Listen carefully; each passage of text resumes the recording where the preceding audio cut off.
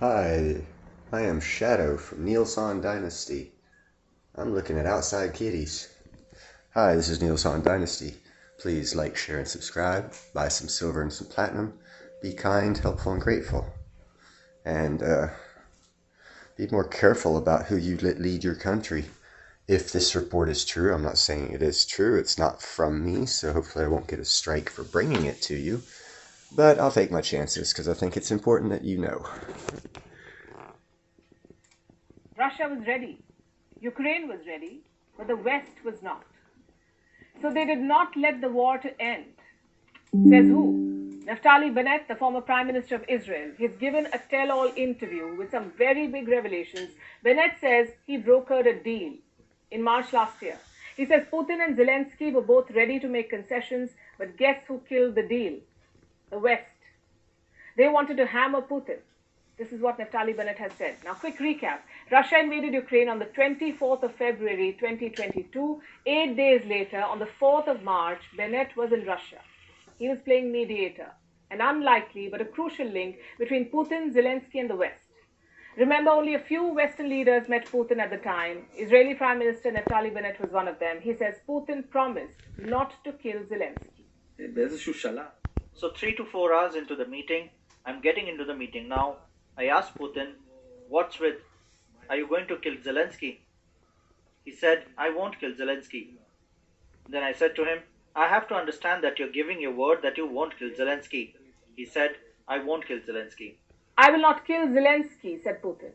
And that's not all. He was apparently willing to drop a major demand, the disarmament of Ukraine. This was Putin's proposal. What did Bennett do with it? Let's have it from the horse's mouth. I call Zelensky and say, I came out of a meeting, he is not going to kill you. Zelensky asks, are you sure? I replied, 100%, he won't kill you. 2 hours later, Zelensky went to his office and filmed himself there on his phone. I'm not afraid. Anyways, that was one concession. The other was that he renounced the disarmament of Ukraine. And what happened after that? Bennett says Ukraine too was ready to make concessions. Zelensky said he will not seek NATO membership. So this was the deal. Putin would back off on two fronts, the disarmament of Ukraine and the threat to kill Zelensky. And in return, Zelensky promised not to pursue a NATO membership for Ukraine. There was scope for an agreement. The war could have ended, but the West did not let that happen. I have a machine-translated transcript of that interview. Listen to what Naftali Bennett said when he discussed the deal with Western leaders.